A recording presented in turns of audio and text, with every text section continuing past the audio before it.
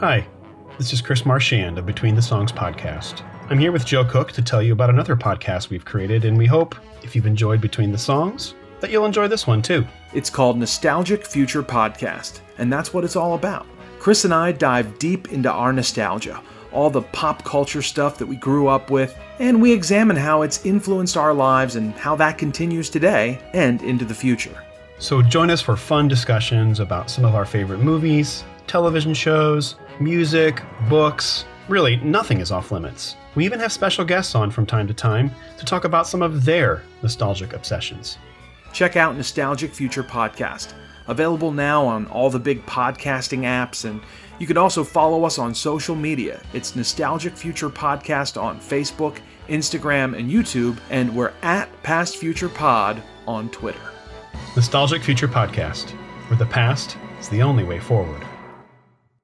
And I never saw him in concert, and I never met him. I moved to Nashville in August of 1997, and he passed away in September of 1997. I'm purely a fan, but I can say that deeply his songs and his story have impacted me and have changed the course of, in a lot of ways, my career, and in some other ways, my life and my faith. I visited his grave last summer. It was amazing. I'd never been out there. It's a beautiful day, and got out of my car and just sat over there by the gravestone. And I just kind of sat there for a while. I thought, this is kind of odd. At first, I thought, this is kind of odd that I'm here. And then the more I thought about it, I just started to get pretty emotional, and I just started to pray, thank the Lord for Rich, and I talked to Rich a little bit. Death is such a weird thing. I mean, I feel like his music is inside of me, and it's always going to be inside of me.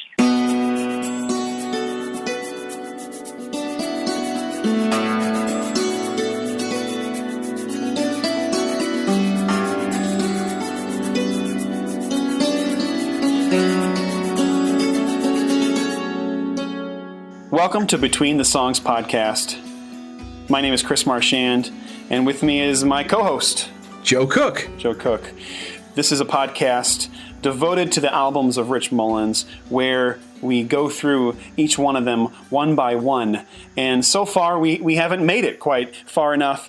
We've been trying to offer some bonus episodes, and Joe and I have been talking a lot about what we want this podcast to become, but our hopes that in the past couple of months we've still offered you some great conversations surrounding Rich Mullins. And so today we offer you another bonus episode. And it may come as a bit of a surprise, but today we're focusing on two artists that you could say are the next generation on from Mullins. These are the artists that grew up listening to Mullins, influenced by him, and in some ways are carrying on his spirit and his music with their art today. So these artists are the Captain Picard to Rich's Captain Kirk, if you will. That is a great reference, and hopefully everyone gets it. I guess the Rey to the Luke Skywalker.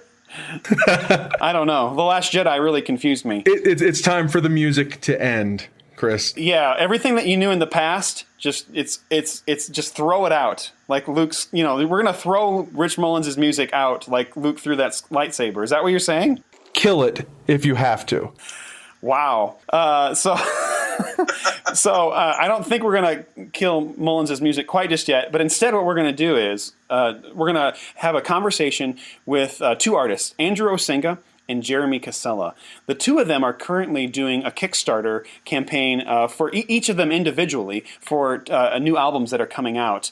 And as we record this, as Joe and I record this, their Kickstarters are really close to getting funded, maybe like in the 75 to 80% or more. These are artists that I've been following for quite some time. Joe, how about you?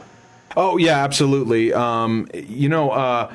Two of my favorite albums of all time, those guys recorded. Andrew's Leonard the Lonely Astronaut and Jeremy Casella's Death in Reverse record is another just phenomenal record. I think that one probably came out about 2014 and totally blew me away. That was really my introduction to him. I know you were a fan of his kind of going way back. Yeah, I guess you could say I know about Jeremy Casella because of Rich Mullins in some way, because I went to a Caveman's Call concert, and it's like there wouldn't be Caedmon's Call without Rich Mullins. And I saw Caedmon's during their Share the Well tour. They played somewhere at, I think maybe it was Judson College up in the suburbs of Chicago. And there was this guy that came out before Caedmon's Call. And these were the years where Andrew Osenga was playing with Caedmon's Call as the lead guitarist and one of the vocalists and songwriters. But there was just, like as sometimes that happens, there's this opening act that you feel really sorry for. They come out, this poor schmuck, with just his acoustic guitar, and he has to try to win over the audience in 25 minutes or less, like play 4 songs and try not to get people mad at you. And so Casella came out before Caedmon's Call, and my wife and I, we we loved his songs, and we got to talking with him at his merch table after the concert, and it was just, it was great making that connection. And so over the years, we've supported his music and gone to a few house shows when he's in, somewhere close in our area. So there you go. I recently interviewed Casella for my Post Consumer Reports podcast, but I must say that the portion that we have here on the podcast today is 10 minutes that I took out. It's not on my podcast. It's only about Rich Mullins. So I asked him about 3 questions about Mullins. It's an exclusive. This is an exclusive. I'm going to call it, this is the Lost Jeremy Casella interview. It's lost. And it's just because I like using that word to be hyperbolic and overreactive of lost anything. And it really helps with clickbait. It's clickbait. The Lost Jeremy Casella 10-minute interview that I taped 2 weeks ago. I lost it and then I found it really quickly. But yes, it was lost. It wasn't that lost. It was just kind of lost. What I mean was I had clicked close on one of my windows on my hard drive, and I reopened. It was lost for 10 seconds, and I reopened that window. Boy, okay. Enough said. So yes, but the 3 or 4 or whatever questions I asked him about Mullins, I wanted to give that to Between the Songs, and please go to Post Consumer Reports and listen to the full interview. Jeremy and I go in a lot of great places about songwriting and about dealing with pain when it comes to bringing pain to your art, and all that he's been through in the past few years. Yeah, it was a great interview, by the way. Thanks.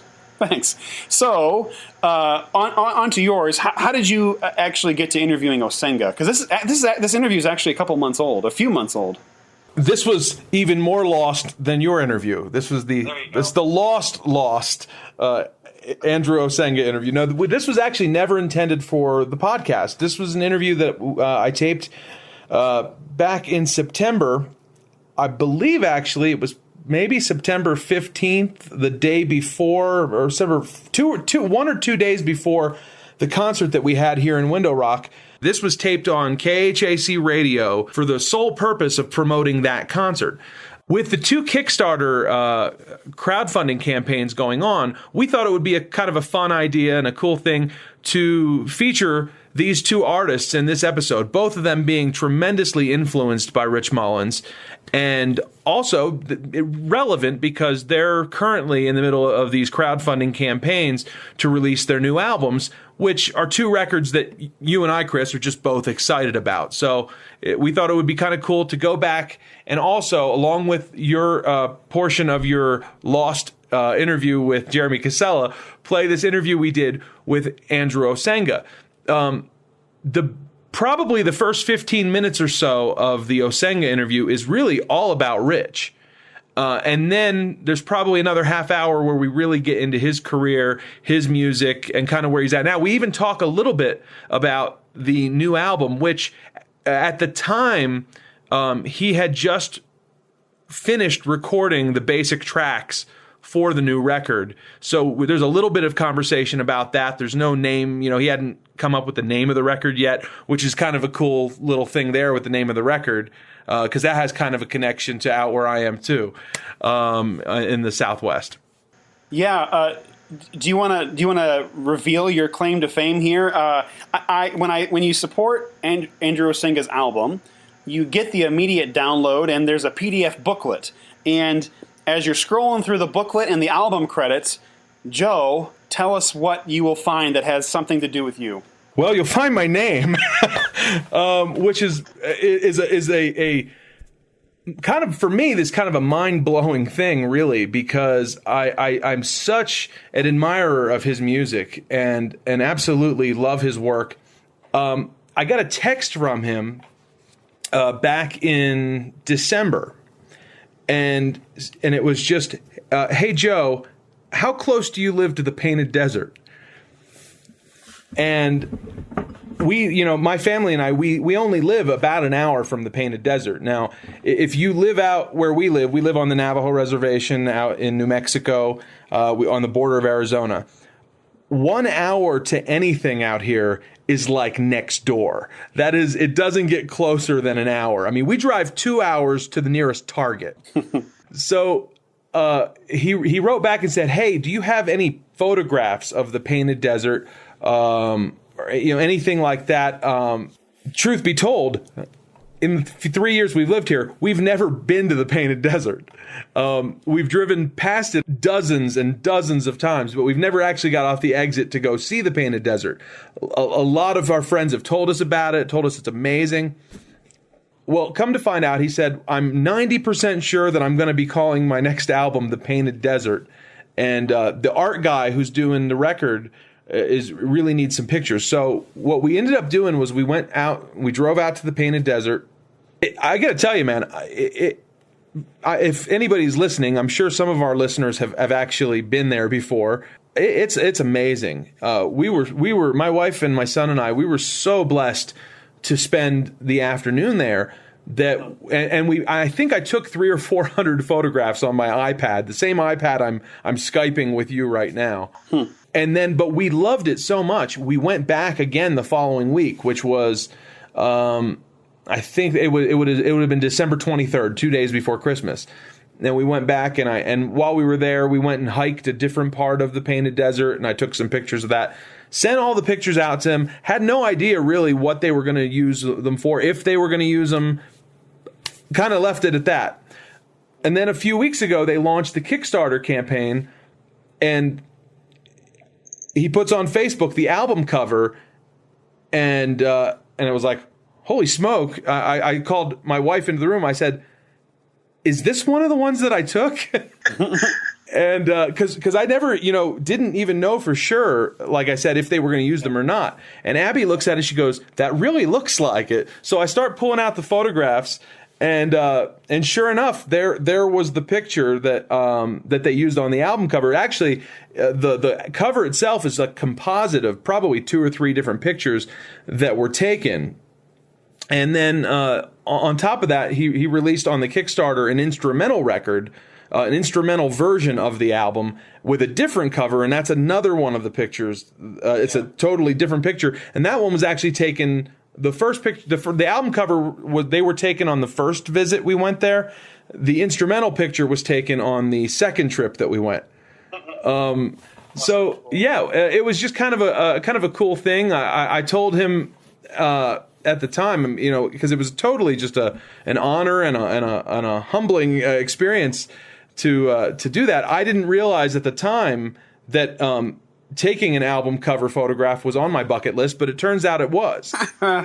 Yeah, maybe you'll be getting some calls. You can just take everyone's album covers now. You'll be the Now, in fairness, I should say that I'm not the guy that did the artwork for the album. That was a guy named Zach McNair, who did a phenomenal job taking the photographs and really turning it into a work of art. It's a beautiful album cover.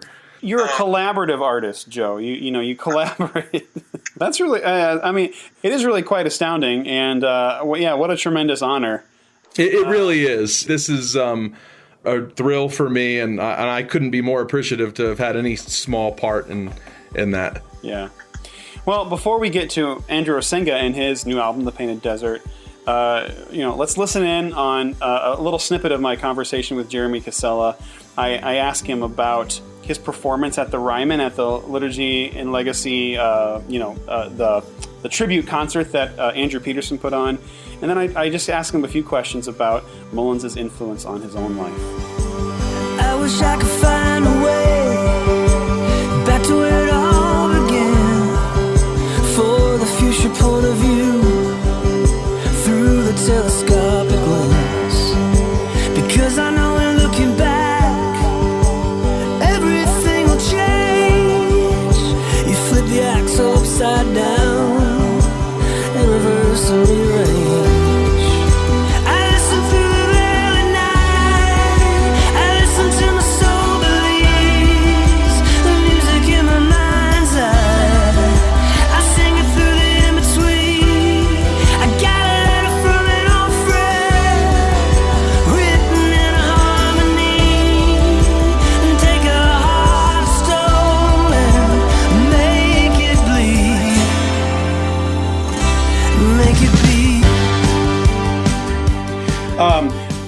You know, when it comes to an artist like Rich Mullins, a lot of people look to him as a minister, as someone who does ministry for them.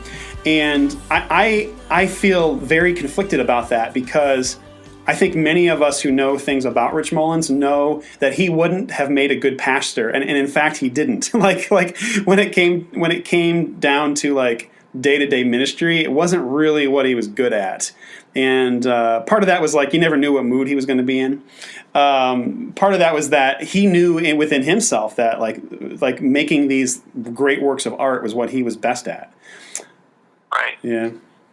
Well, anyway. Yeah, he was an artist, you know, and kind of prophetic, really. Mm-hmm. And I think that's not the same thing as a pastor, you know. And pastors have different skill sets and giftings within their calling, and that's good.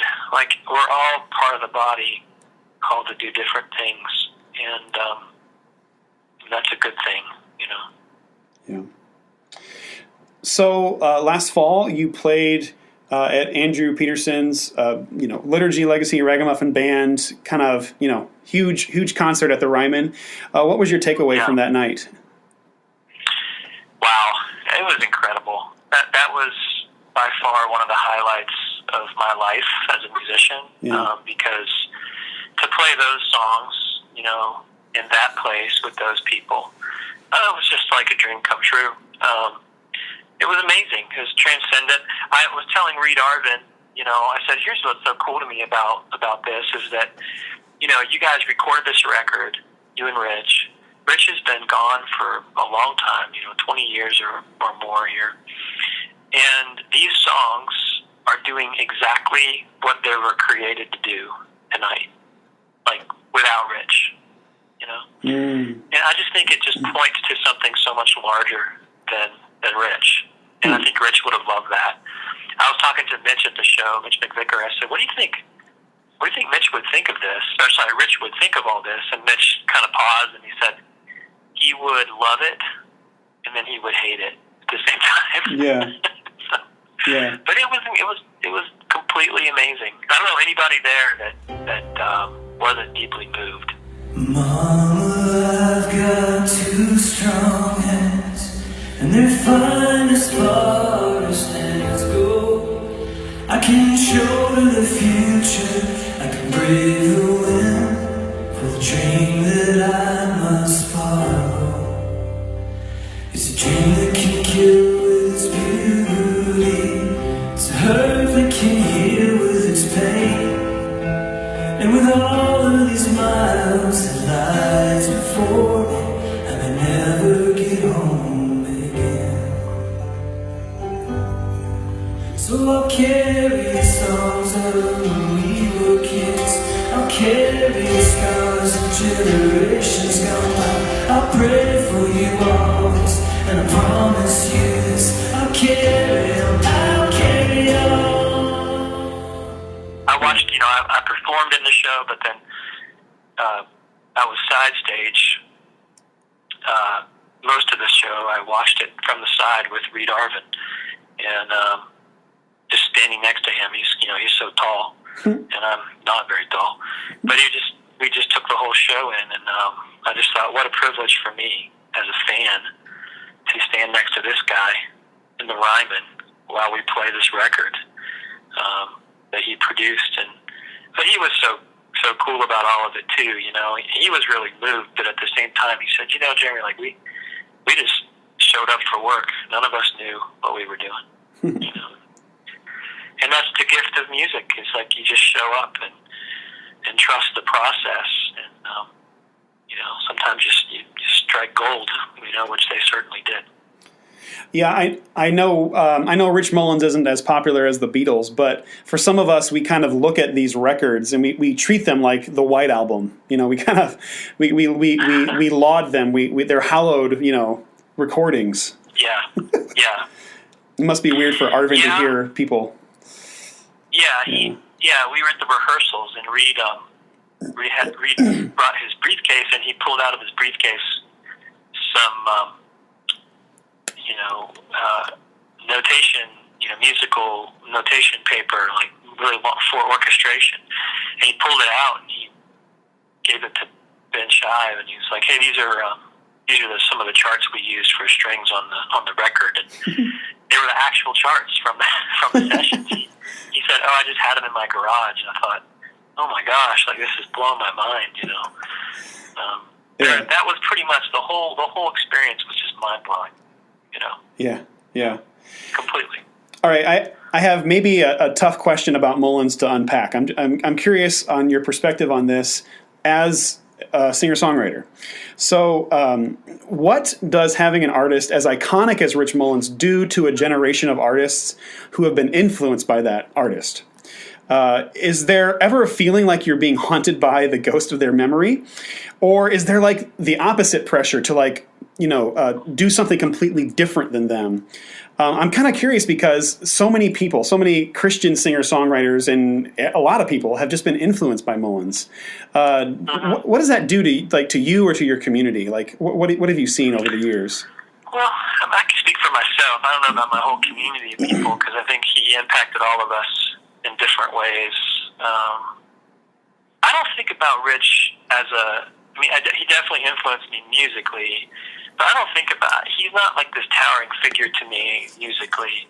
He's more of a poet, and he's more of an example, like, hey, here's how you can do this with integrity as a believer. You can make beautiful art that communicates transcendent truth and beauty, and you can do it this way. Or he's just modeling for me and for others, I think,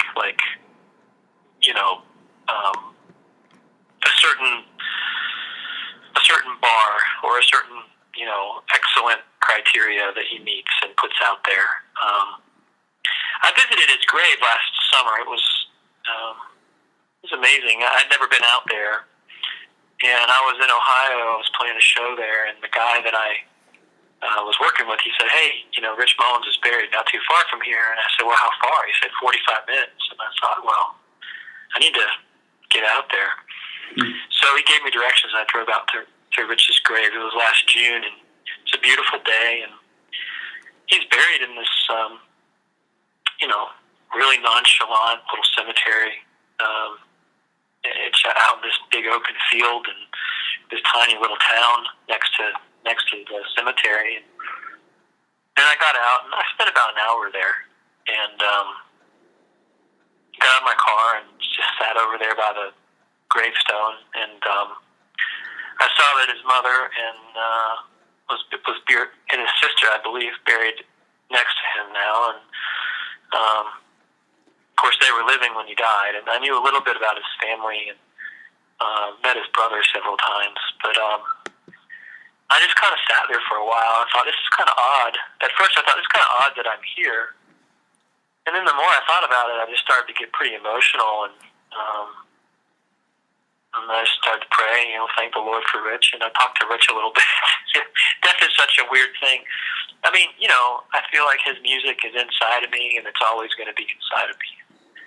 I'm more grateful than anything. I don't feel threatened by his legacy or haunted in a way that's like, you'll never measure up or whatever.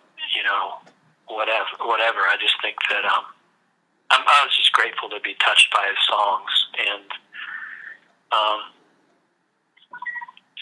and Reed Arvin, he said something. He said, Rich is gone, but the music is still here, and that's what my kind of ties into my thoughts of the Ryman show. Is just, wow, this guy's been gone for 20 years, but the power that of those songs is still fresh and still strong. Yeah. And I think that's a testament to the glory of God, frankly. And I feel more haunted by that than I do Rich. And I think that says a lot about Rich,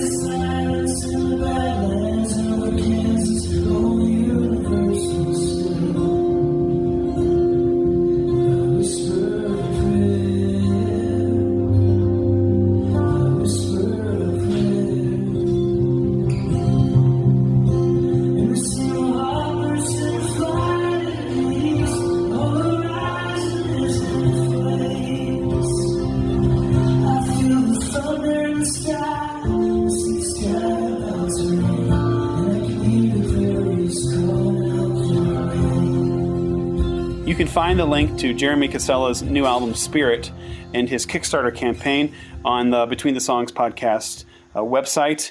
You can also check out jeremycasella.com, find out more about his music. I would say that his latest album, Death in Reverse, is available to be downloaded for free. You just exchange it for your email, and you can get it right from his website, which is a great way to get a great record from him. Or you can just order the real thing, or you can stream it on Bandcamp too. That's the great thing about artists these days, is there's just so many venues that you can find them. But for the sake of the next few weeks, go check out his campaign on Kickstarter. There's a chance, if his campaign makes enough, that there could be some what do they call those? Stretch rewards. Stretch rewards. Stretch goals. Stretch goals, and one of them might be that he would do the album on vinyl. So if he makes enough, if he gets enough people interested, there's a chance that he would make an album, a vinyl run of the new album, which is what I would look forward to greatly, to have it on vinyl. But you know, I'm just throwing that out there. I can't force anybody, but please go check out Jeremy Casella's campaign, and it's great stuff. So Casella's campaign ends in a few weeks here, along with Osenga, but his campaign is coming along really close to being completed. And Joe, you got to talk with him a little bit about the new album, even though back when you talked with him, we didn't know much then. No, we didn't know much at all, except that he had just went in the studio with this collection of songs, and he had laid down the basic tracks for the record. But now that record's finished. It's available. And this is the cool thing with Andrew Osenga's campaign. You don't, like, if you pledge today, you're listening right now, and you think, well, I'd like to pledge to that. I'd like to hear that record when it's done. That record is done. All you actually have to do is pledge. You'll receive a download link to get it immediately. I believe that the CDs, if you order a physical copy, will be mailed out by March. And but the record itself doesn't officially get released until sometime in the fall. So this is really the only opportunity to get it in advance. But that record is totally finished, ready to go. It's a beautiful album from start to finish. I really, I'm a big fan of his work, and his Leonard the Lonely Astronaut record, to me, is right up there with like Liturgy, A Legacy, and a Ragamuffin Band. It's one of my all-time favorite records. And this record, I think, is absolutely as good, and maybe some of his best work on this album. So you can go pledge. I think it's $10 to get a digital download, and you can have it today. And then there's different reward tiers. One of the rewards is if you pledge high enough, he'll actually write a custom song for you. So you can kind of give him the idea of the song that you want written, and he'll go and write that song. There's some pretty cool stuff there as well. So check it out. We'll have the links for both his and Jeremy Casella's Kickstarter on our website, betweenthisongspodcast.com. But so anyway, all that said, right now we're going to bring you an interview that I taped with Andrew Osenga back in September when we were leading up to the Rich Mullins tribute concert in Window Rock. And throughout, maybe we'll play some of the music that he performed at that concert as well. Scatter my ashes in beautiful places.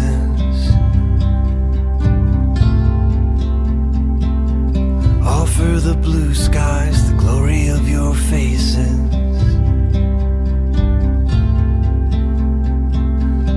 You are a part of this kingdom and creation. Scatter my ashes in beautiful places.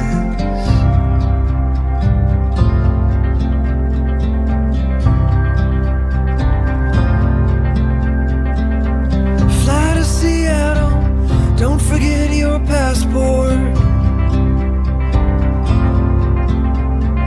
Go hiking around Vancouver, then take a car and drive north. Get there early for the ferry, Horseshoe Bay to Langdale. 85 kilometers to Egmont, I'm sure someone will meet you there.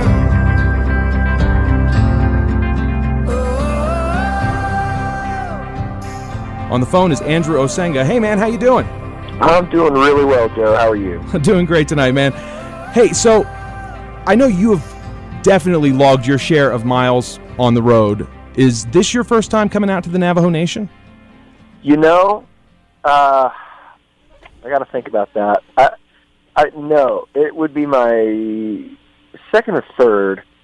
But I remember when I was with Caedmon's, we played a show out there probably 15 years ago.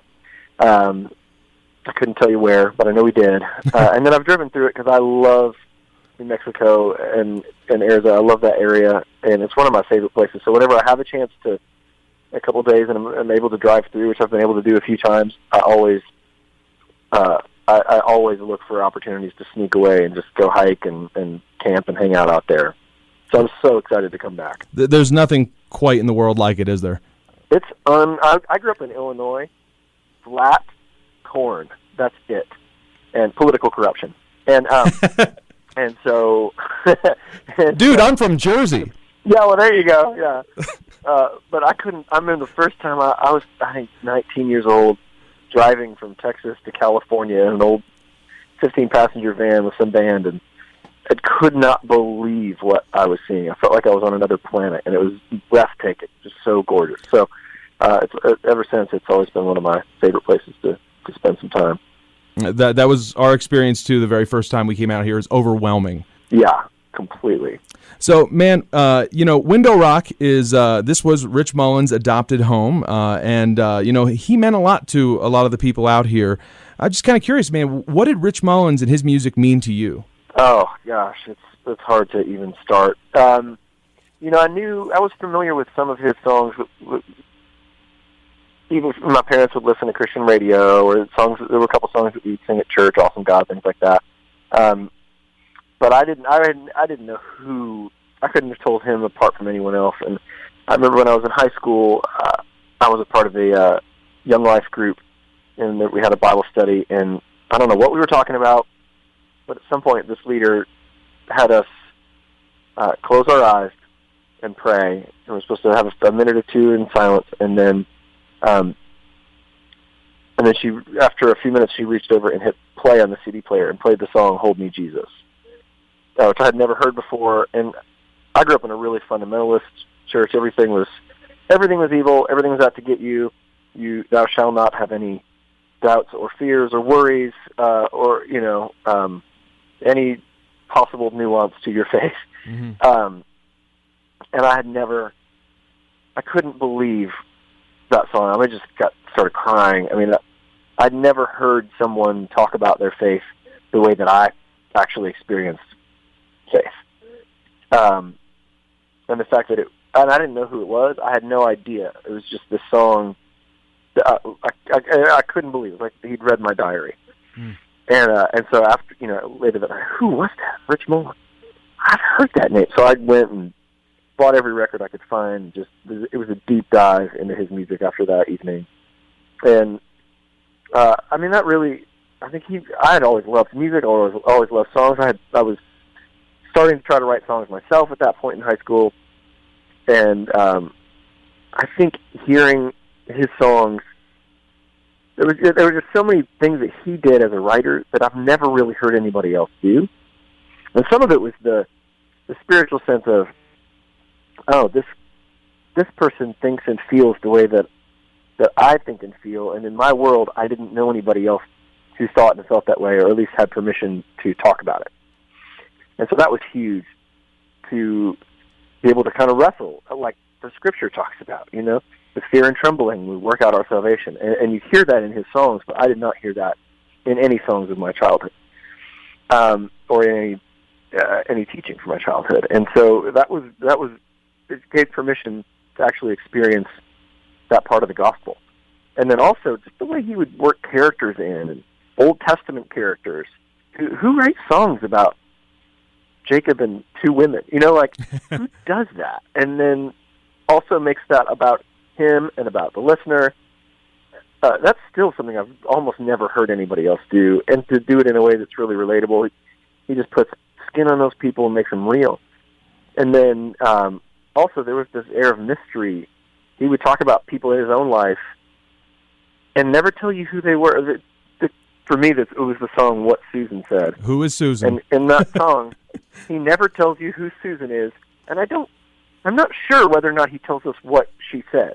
It all depends on how you read the lyric. He may or he may not. And everything in my life had been so tidy and neatly presented, and the fact that there was the song and it made me feel deeply, and I really resonated with it. I also had no idea who it was about. I loved it. I just couldn't believe that you could do that. I still can't believe you can do that. It's so fun for me, and I always love that song. I had a friend this year. We were talking about him. And I was talking about that song, and he said, "Oh man, I learned who Susan was. Do you want to know?" And I was like, "No, don't tell me. I do not want to know. I don't want to know. I want the mystery." I won't tell you who Susan is because I have no idea who she is, but I do know who the song was written about, and it wasn't written about Susan. It had nothing to do with Susan. Well, again, don't tell me. You don't want to kill the mystery? I like the mystery. He actually totally talked about it once at a concert that somebody bootlegged, and the transcript is out there. Really? Yeah, and it was pretty interesting, his explanation for writing that song.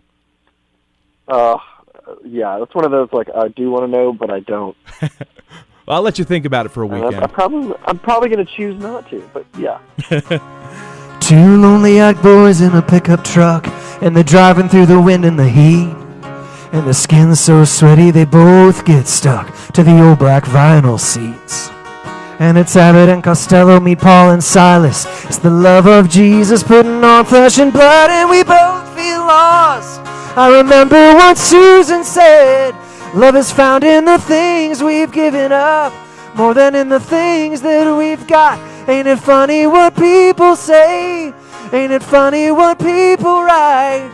Ain't it funny how it hits you so hard in the middle of the night? If your home is just another place where you're a stranger, and far away is just somewhere you've never been.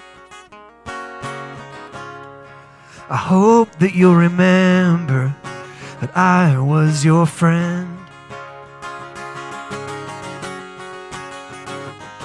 Two full-grown men in a huddle of kids, and they're trying to help them to believe what is too good to be real, but is more real than the air they breathe.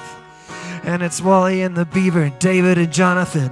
It's the love of Jesus putting on flesh and blood, and we both feel lost. I remember what Susan said. Love is found in the things we've given up, more than in the things that we've got. Ain't it funny what people say? Ain't it funny what people write? Ain't it funny how it hits you so hard in the middle of the night? I remember what Susan said.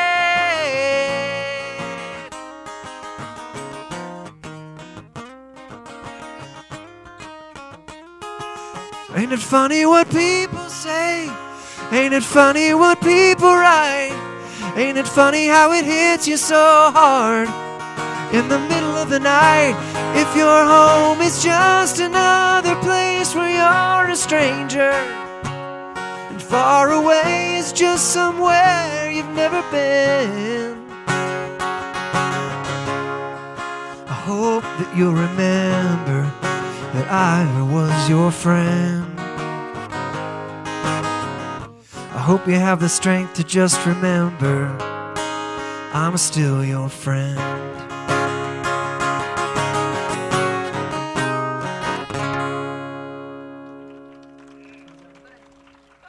Remember most of it. Oh, man. Did you ever get a chance to see him in concert or meet Rich? And I never saw him in concert, and I never met him.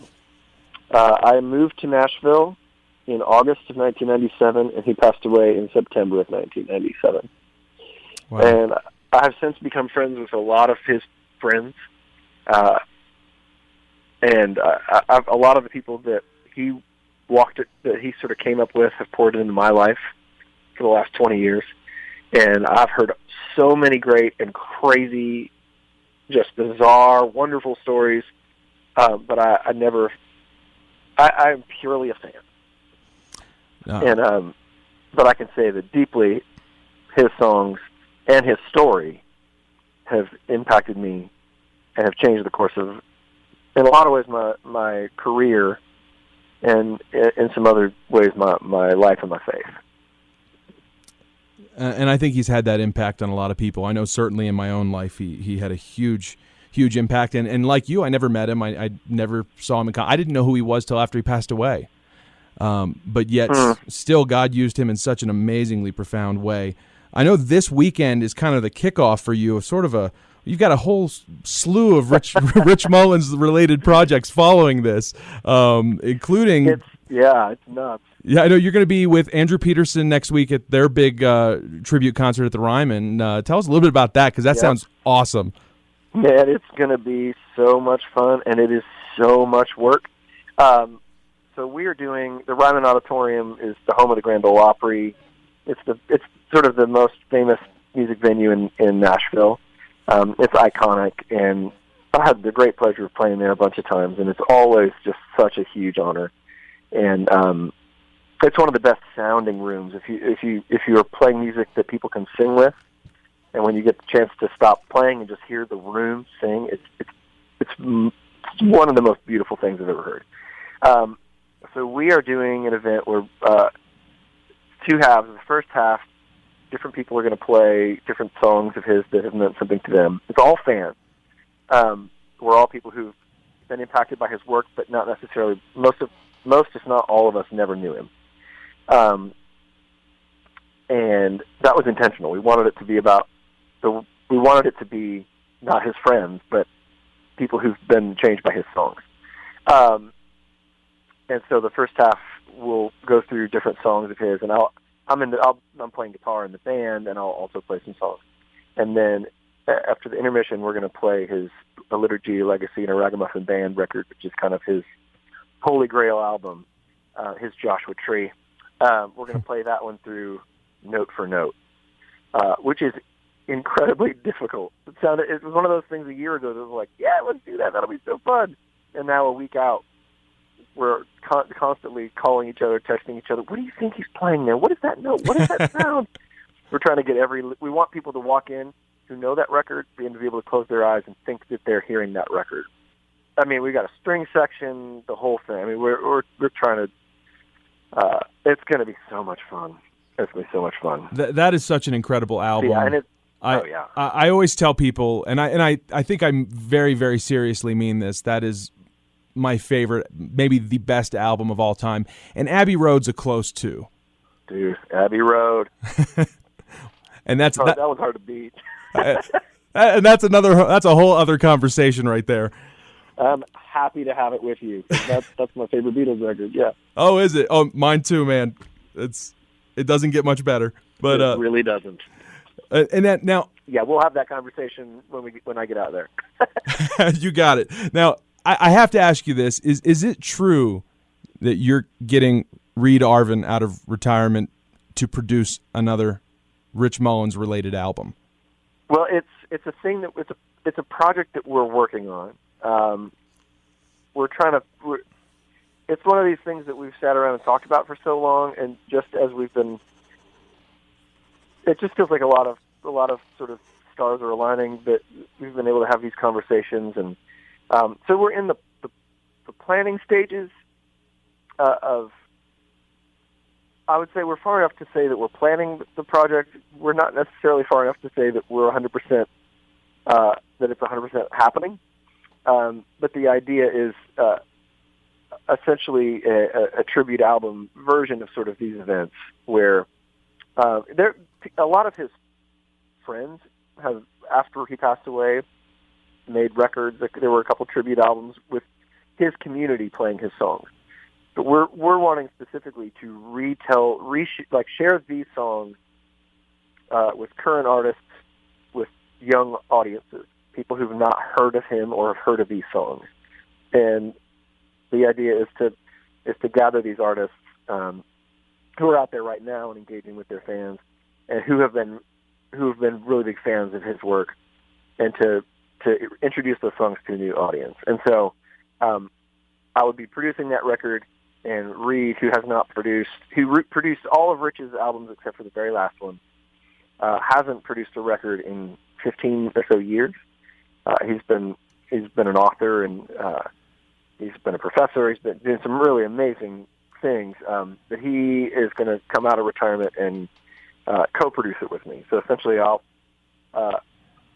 we're not sure exactly what that's looking like, but my gut is I'm going to be doing a lot of work, and he's going to be telling stories, and I'm going to be listening to them, and we're going to make a record in the same room together, and that's going to be so fun with all kinds of guest artists that I can't say yet because, again, we haven't confirmed it all. But, man, just even getting to sit with him and hear the stories of how they made some of these records that were such a big part of my life is just so fun.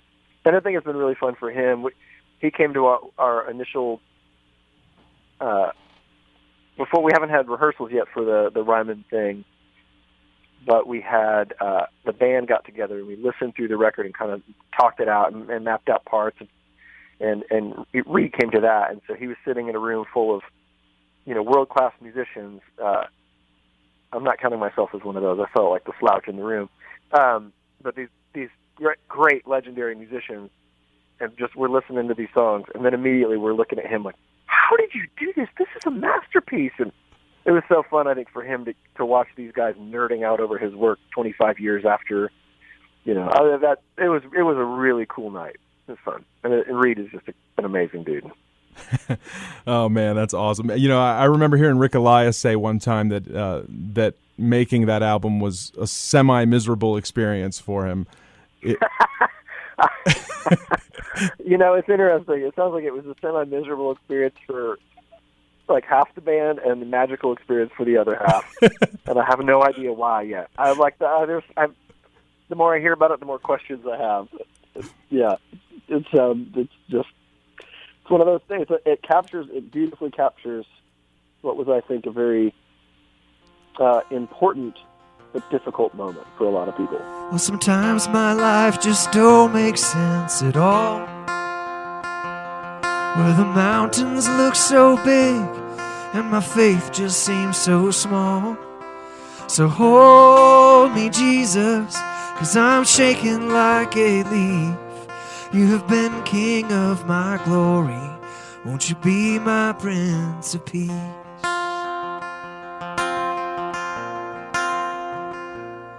And I wake up in the night and feel the dark. It's so hot inside my soul, swear there must be blisters on my heart. So hold me, Jesus, 'cause I'm shaking like a leaf. You have been King of my glory. Won't you be my Prince of Peace? Surrender don't seem natural to me. I'd rather fight you for something I don't really want than take what you give and I need. I beat myself against so many walls. I'm falling down, I'm falling on my knees.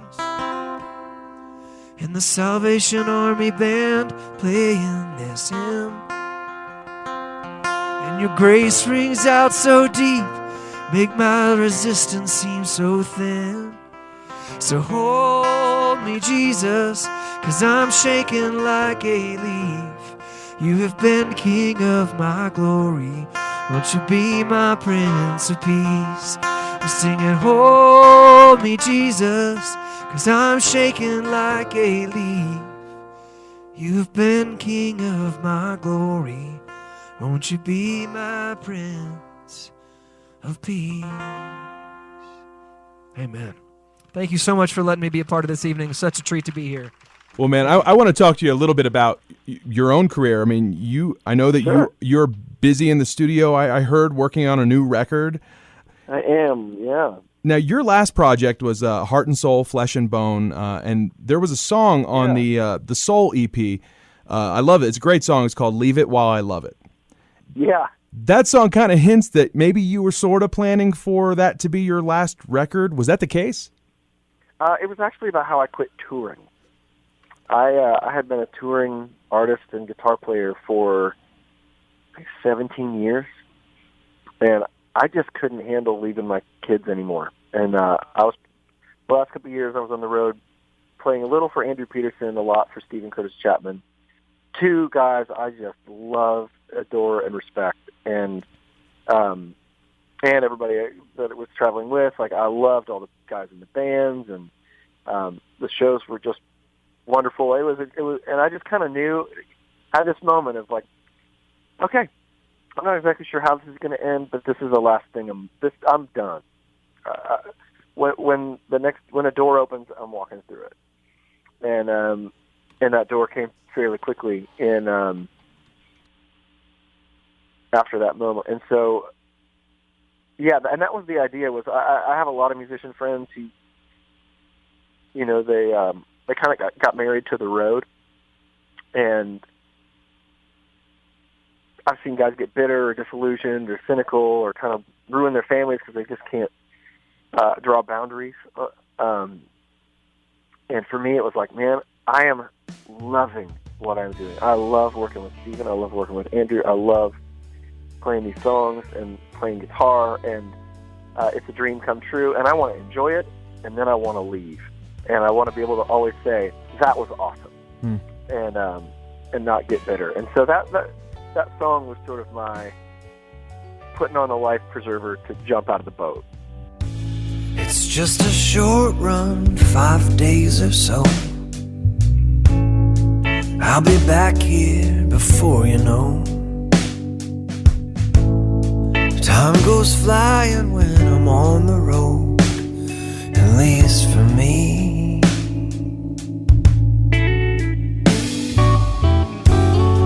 But I see the weight it puts on us, the constant battle to readjust.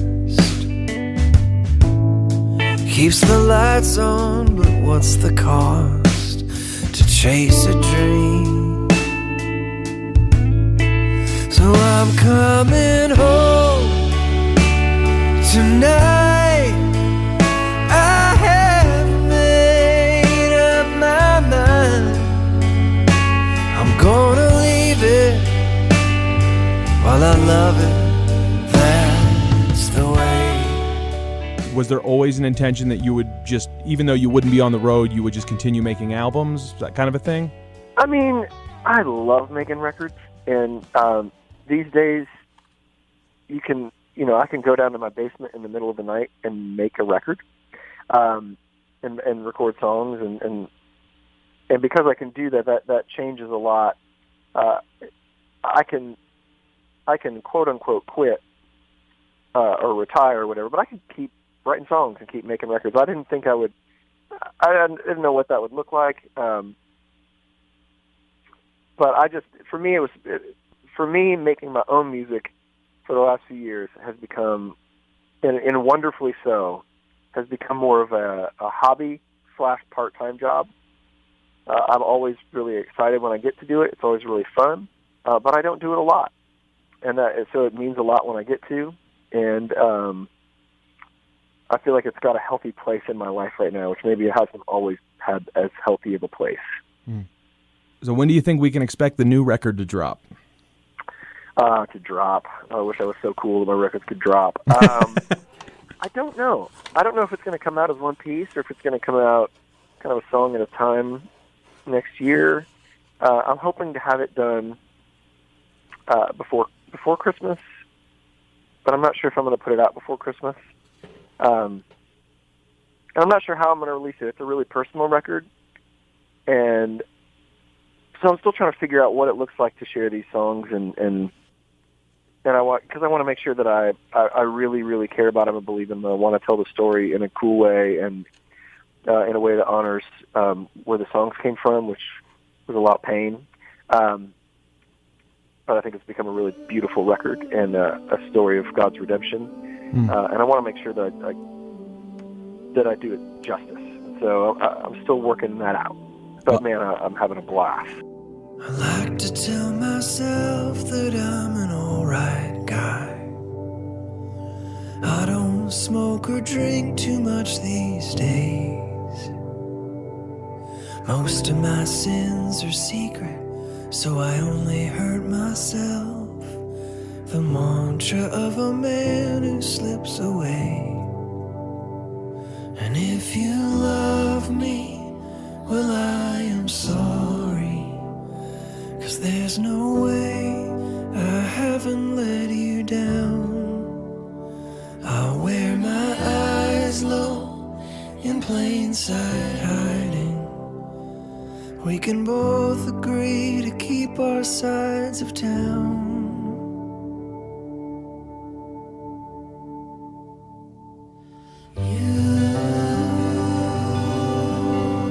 Wrap your arms around me, are gentle with my name. Show me mercy, and mercy leads me home again. Well, I'll tell you what, man. One of your albums is really close to my heart, and that's Leonard the Lonely Astronaut. Oh man, thank you. That is the most awesomely weird concept record ever. It is weird. For those listening who don't know, can you give us a little bit of the background on that record? Yes, there's so many ways to start this story. I wanted to make a record about marriage and about loneliness and about why we're the kind of creatures as humans who will hide our feelings and watch TV and stay on our phones as opposed to interacting with the people that we love who are right next to us, and not why we don't say the things we should say, and why we're scared of kind of sharing who we are. A lot of kind of tough subjects. I also was really tired of having these like heartfelt singer-songwriter records that I cared a lot about that were boring to like everyone who wasn't who wasn't like a certain, just I know what it's like. I don't like to listen to a lot of sad sack singer-songwriters either, but I find myself being one. And so, man, I want to have a fun record, and I want to have a fun story to tell. And I love Pink Floyd. I love U2. I love the Beatles. I love the crazy outfits. I love the huge stage shows. Like, there's a part of me that really loves all that stuff too. And I'm not that size artist. I can't do that stuff, but I can create a world and tell a fun story and be able to talk about the things I want to talk about in a way that's a lot more interesting and engaging. And so what that looked like was I housed all these ideas in songs about a guy who, in the future, who loses his wife, and in his grief and anger takes a gig driving a long-distance space freighter, and he's alone in the spaceship for a couple of years.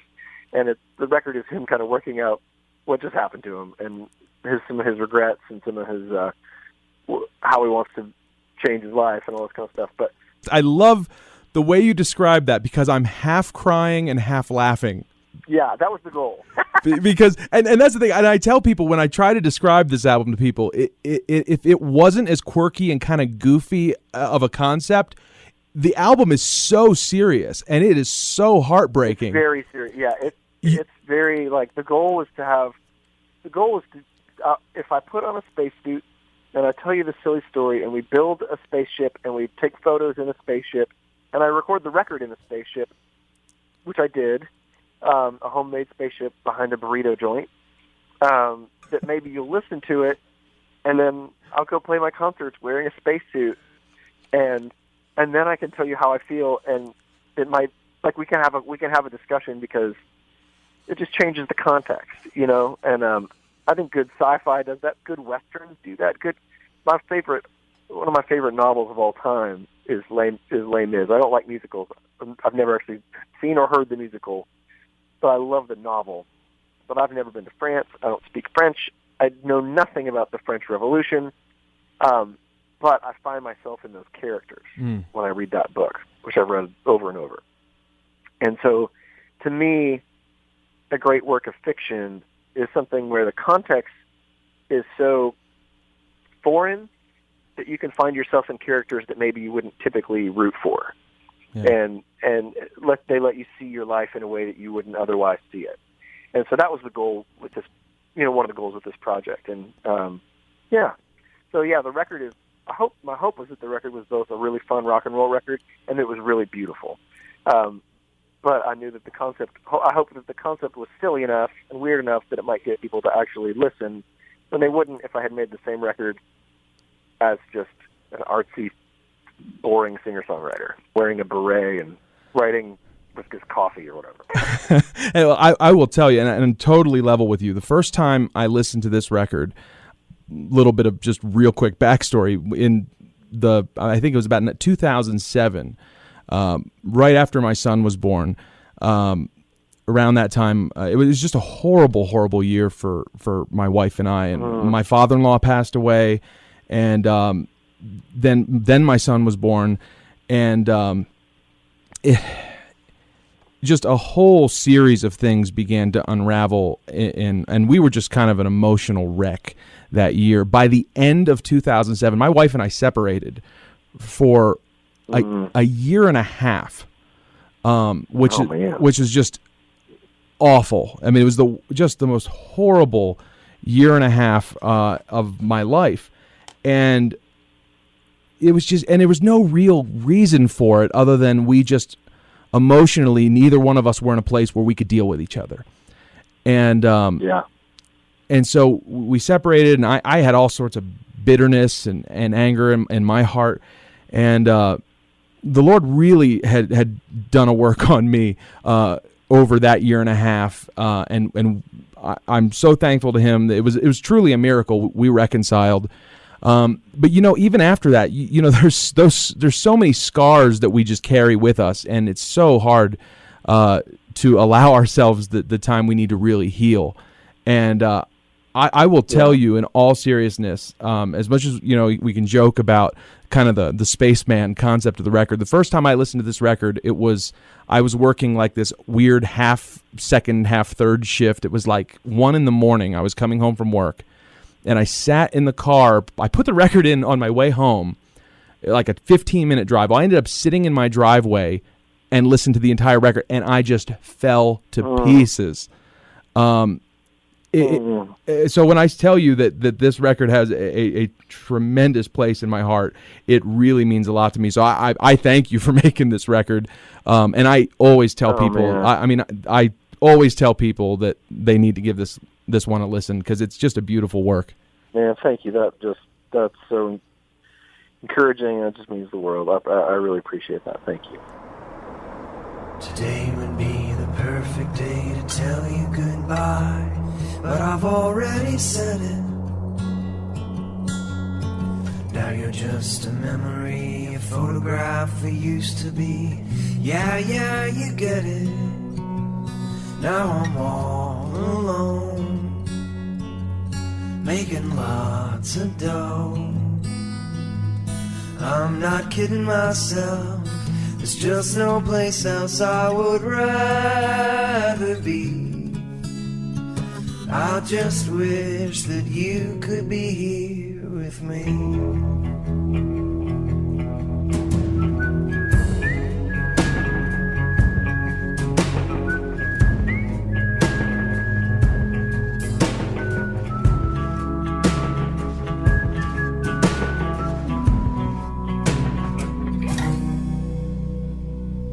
Thinking of that painting of the sisters at the piano that brought a tear to your eye.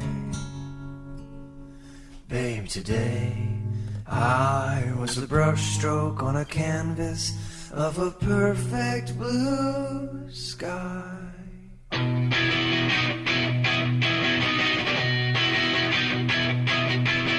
writing these words, jotting them down to get them all out, to leave them behind me, so far behind me.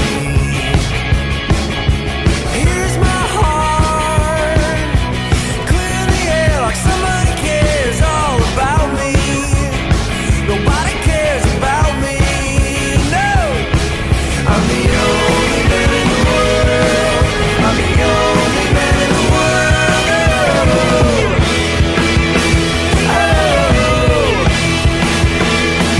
I'm the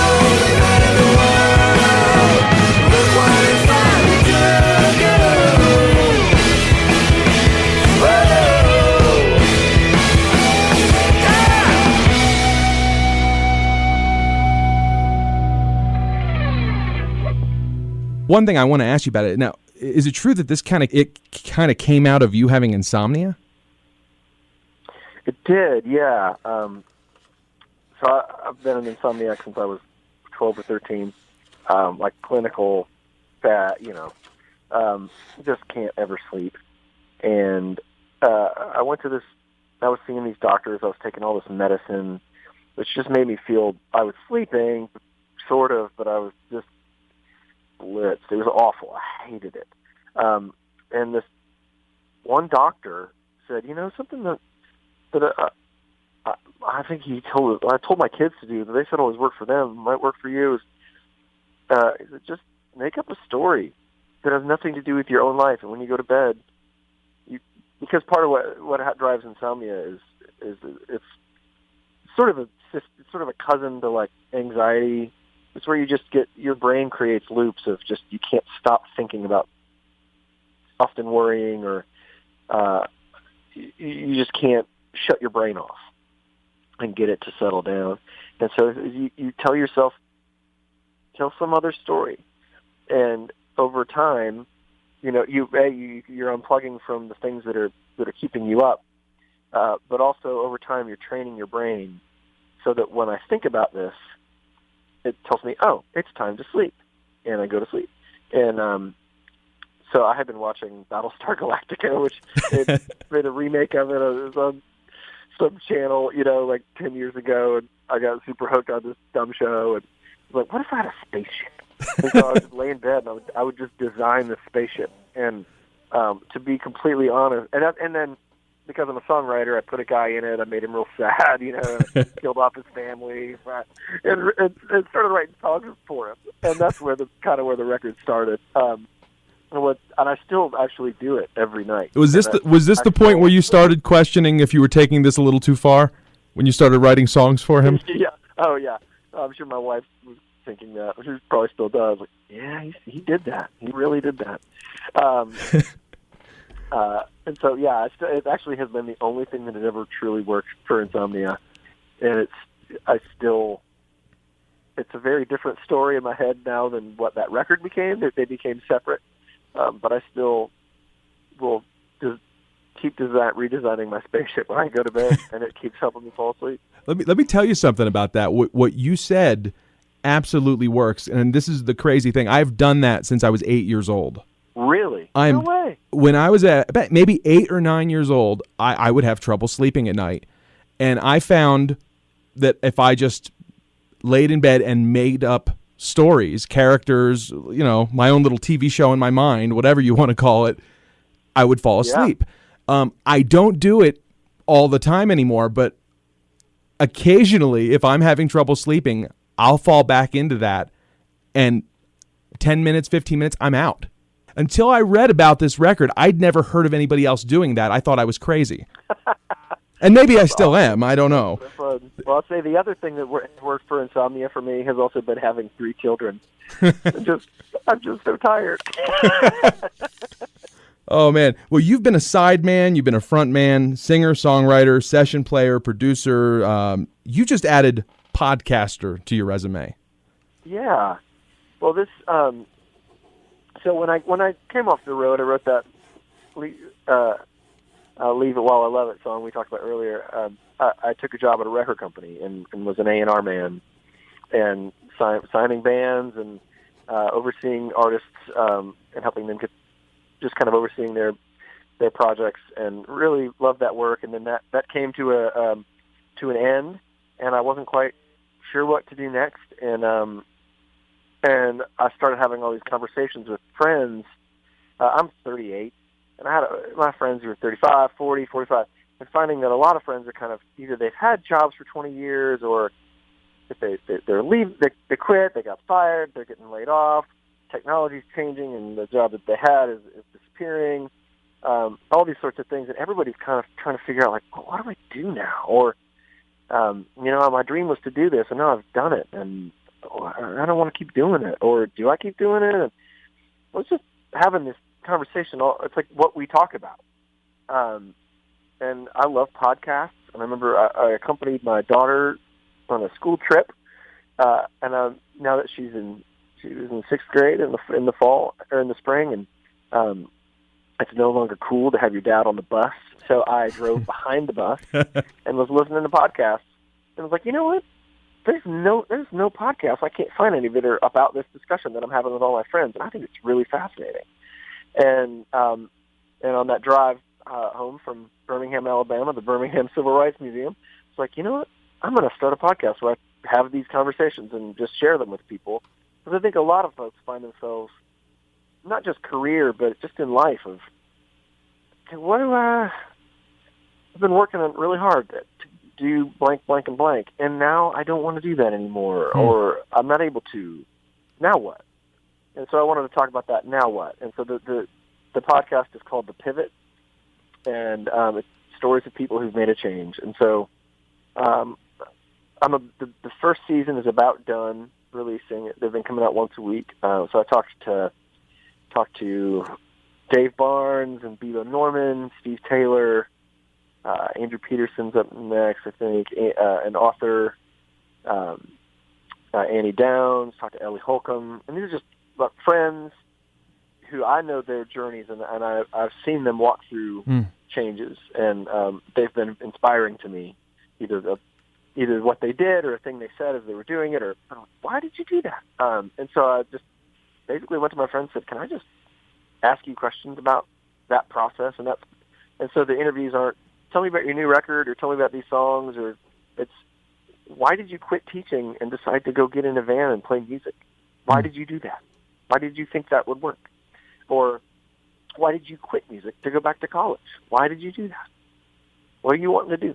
And it's been really, really fun. I feel like I have learned a ton from every one of those conversations. And it's been fun to hear from other people who've been, as they've been listening, finding that a lot of other people have also found those conversations to be enlightening, and that's been really neat to see. Awesome, man. Well, it's called The Pivot. I guess they can get that on iTunes or anywhere fine podcasts are downloaded. Yeah. Man, I'm sure the whole idea of career change, I guess that's become a pretty personal topic for you. But I know another thing that you have a real heart for is other artists and helping, them to develop their craft. Now you've done A&R, now you're doing consulting. What is it like for you to work with new artists? Yeah, I was a new artist, and there were some people that poured into me, and there were a lot of, bad songs you write are inevitable, but bad things that bad decisions you make regarding your career take a long time to undo. And knowing how to write bad songs and knowing how to write bad songs until you get good songs is also something that is not easily taught, or is not easily. Most people don't sort of grasp that instinctively. And I think I'm a young life leader. I just love spending time with people, and I love pouring into people's lives, and I really love songs and the way people communicate their stories. And so consulting is just a fancy word for artists hire me to kind of come in and help them figure out how to tell their stories, and both how to make their songs better and how to build a business so that they can find an audience that wants to hear their songs. And I really love it, man. I just love getting to help folks and watching people make wise decisions and watching people create healthy goals so that they can actually do the thing that they're created to do, and not chase some. A lot of people decide they want to do music and kind of chase this sort of grand vision that they think music is, that their friends say, man, you need to go make it big. You need to go get on American Idol. You need to go get a record deal. Man, most people don't need that. That's not what's maybe the best for them. And so I want to help you find what does it mean to be true to your calling and to your to what God has given you as far as your songs or your art, but in a way that also allows you to be true to your calling to be a father and a husband, or fill in the blank. But to help people have a healthy creative life, to to where the art serves the life and not the other way around. It's just a real passion of mine. I love getting to do it. It's what I've always kind of done it's what I always find myself doing. And so I was spending so much time doing it. I had to I sort of made it an official thing. It's a real joy. I mean, how's the industry changed? I mean, I know you've been in 20 years now. Oh man, that's the beginning of a long conversation. Maybe Which I'm happy to have. Yeah. The Reader's Digest version of it. I mean, I know you've been indie, you've been signed. What are the pros and cons of that? Yeah, I mean, I've played Carnegie Hall and stadiums, and I've played house shows a week later.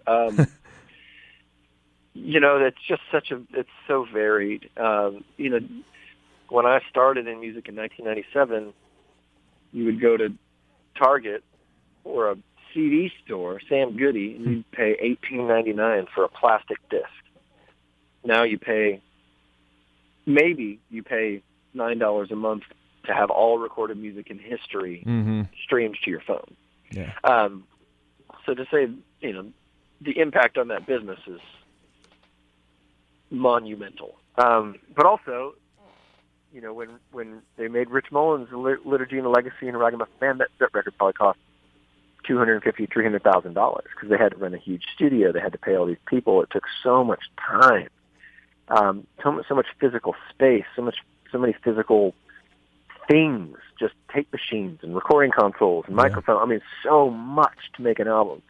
And I make my records on laptop. And I have guitars. I really like guitar. I'm a guitar player, but I tend to not use very many on a record. They don't cost what they used to. So, in one sense, you're not making near as much off the music as you used to, but you're also not investing as much in it in that way. Mm-hmm. And so it's all about.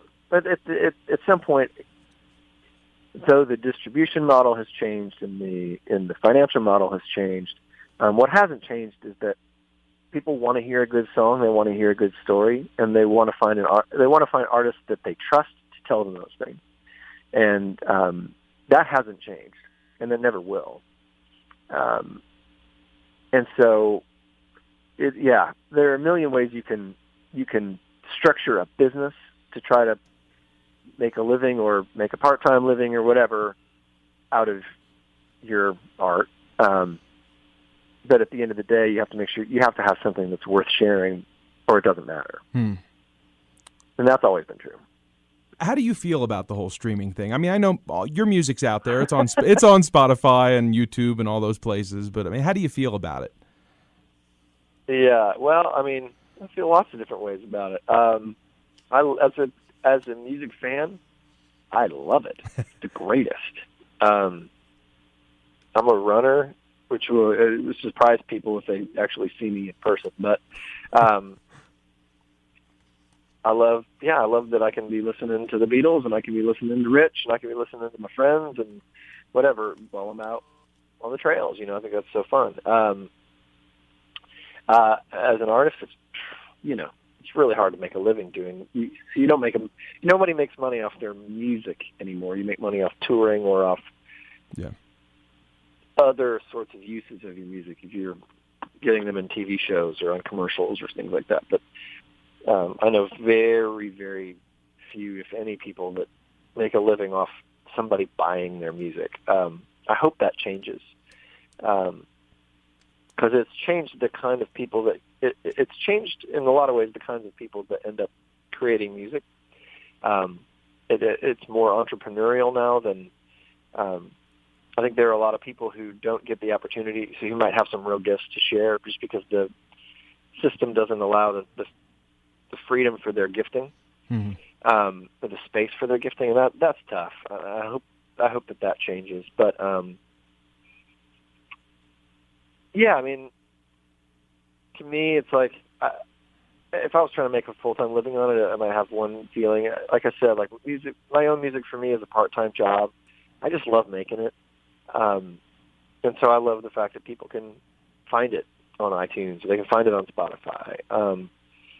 And it's fun when different artists that I work with or different people I work with I can tell when, when I'm the label guy, when I'm in the meeting as the suit, and I'm meeting some artists, and they're sort of, they've met with a bunch of guys, middle-aged white guys that are talking about business, whatever, and they Google me and they find my weird spaceship record. All of a sudden they go, wait a minute, I can trust this guy. It's been a fun way to be able to break down some walls with the people I work with. Have you ever wore the spacesuit to a meeting? No, never to a meeting. Not yet, anyway. But it's in my closet at all times, so it's always possible. Where'd you get that thing anyway? Man, it's a great, like all things, it's a great story. There's a lady who a very, very wonderful lady who works for Nike. She's in the elite, I forget what it is, the elite athletes division. She makes custom things for Kobe and LeBron and Timberlake and whoever, like the Nike things that they wear. She sizes them and makes their things. She reached out to me, and she had been listening to my music for a long time, and so I was doing this and thought, I know this is weird, but can I make your spacesuit for you? This is kind of a thing I can do, and in a very kind and humble way. And I was so glad she did. It's so fun, and I have this essentially Nike spacesuit. It's hilarious, and it's just so fun. That is so crazy awesome. You mentioned a few minutes ago about being involved with Young Life. Now, for some of our listeners, they're probably familiar with Young Life, but for those who aren't, what's Young Life all about? Well, Young Life is officially it is a non-denominational parachurch youth organization. What that means is that it's not affiliated with any churches outside of just the Christian church at large, and it's about people in a community that intentionally spend time with high school kids and look for ways that they can build friendships so they can share the gospel.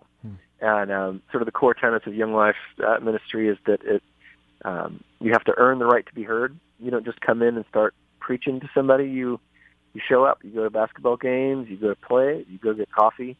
You become a person. You're there when they have a fight with their parents or their girlfriend dumps them, and through the process of you showing them that you love them, Jesus shines through, and you get to share Jesus by the act of your loving in your presence, as opposed to by preaching at them. And the other is it's a sin to bore a kid with the gospel. So Young Life it's about fun, and so we play pop songs. We're singing along to Justin Bieber songs and Miley Cyrus at the top of our lungs, and we're dressing up in crazy characters and making fools out of ourselves so kids can laugh. Life's hard. Life is really hard. It's really hard for high school kids. They're up against so much, and to have a few minutes a week where they can be silly and have fun and laugh at some grown-up who should know better just making a fool out of themselves, and they know that they're making a fool out of themselves because that guy's being just a moron right now, dressed like this or dancing around like that because he loves me.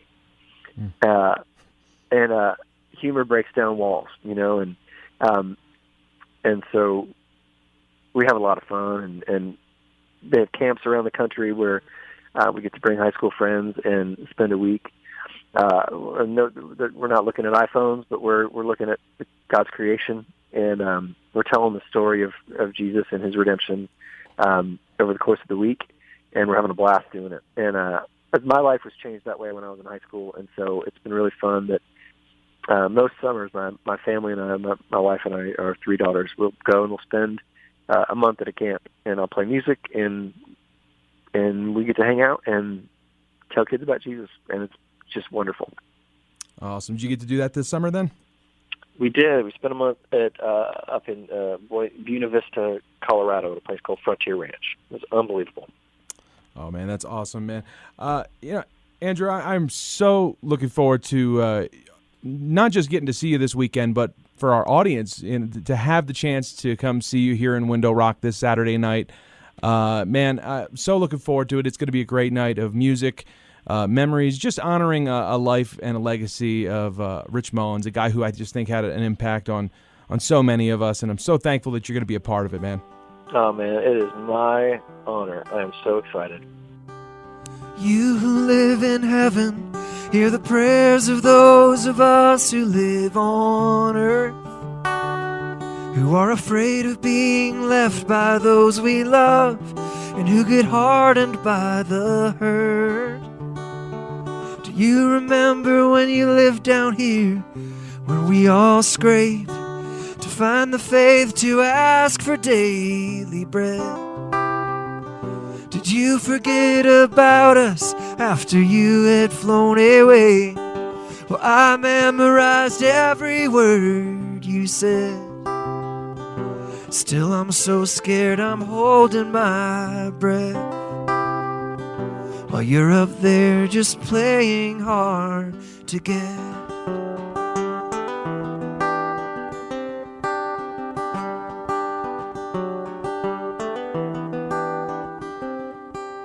You who live in radiance, hear the prayers of those of us who live in skin.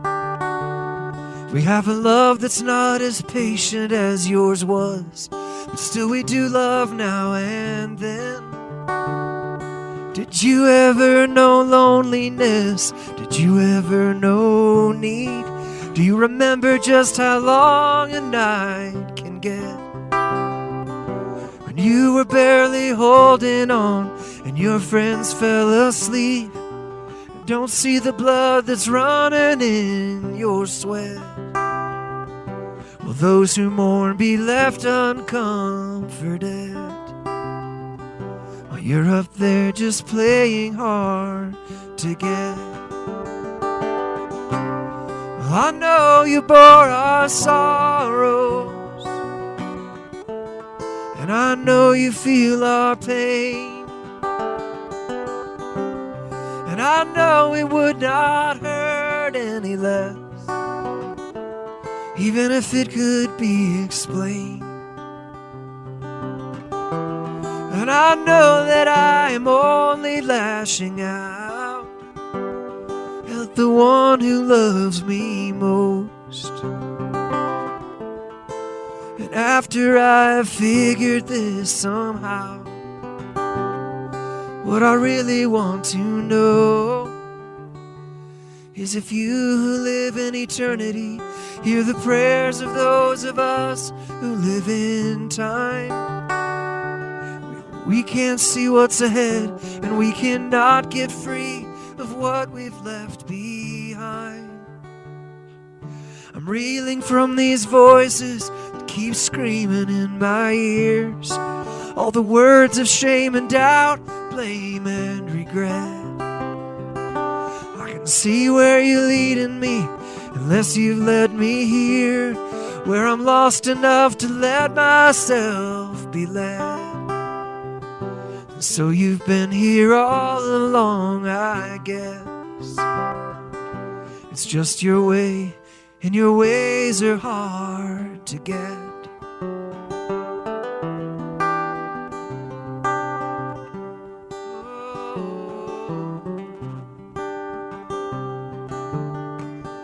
So please find a way. Check out Andrew Osenga's Kickstarter. Check out Jeremy Casella's Kickstarter. If you're needing the links, check out the Between the Songs podcast article for this episode, and you can find the links there. And it's also worth mentioning that Andrew Osenga has a great podcast that he's been doing the past year, and a lot of great interviews. It's called The Pivot, and you can check our page for the link to that as well. Osenga has talked to a lot of great people. Andrew Peterson, he's talked to the lady who wrote the Jesus Storybook Bible. What's her name again? Oh, Sally Lloyd Jones. Sally Lloyd Jones. That was a great interview. He interviewed Randall Goodgame. Steve Taylor. His Steve Taylor interview was great. Yeah, Bebo Norman. That was a really interesting one because we haven't really heard from Bebo Norman for a few years. And that was really interesting. I was really, I listened to that one almost right away because I was just like, yeah, what happened to that guy? The Ashley Cleveland interview, too, was really powerful. Ashley Cleveland, one of more of the recent ones. Yeah, that was really great. So, Reed Arvin. Which you haven't listened to that one, but that's a great interview with Reed Arvin. The dude scooped us. He scooped our Reed Arvin interview. We'll get Reed Arvin though. So yeah, please check out their Kickstarters. Consider supporting them. We want to get these albums funded, and we want to support these artists that have been doing their thing for years. And every time they put out an album, there's a little bit of a risk. They're independent. They're doing their own thing, and so they depend on us as fans to support what they're doing. But hey, speaking of Reed Arvin, for anybody that's still listening at this point, is we are actively working to do our next proper episodes, but we are getting ready to start compiling and doing new interviews, and it's taken us some time. And just to reiterate, we want to bring a high quality podcast, something that people can maybe even rediscover in a few years. Let's say that you just had no idea that a Rich Mullins podcast came out, but you rediscover it and you're like, wow, this is some great stuff. And so when we take you through the albums that are to come, we want you to listen to something that you will cherish yourself. But thanks for listening, and thank you to those people that have kind of stuck with us. Please check out our previous episode where Joe presented a Rich Mullins interview that people hadn't really heard for quite a long time. That was really great. We've got a number of hits on that, and we were really happy to share that. But thank you for your patience. We will return with something that you want to hear, we promise.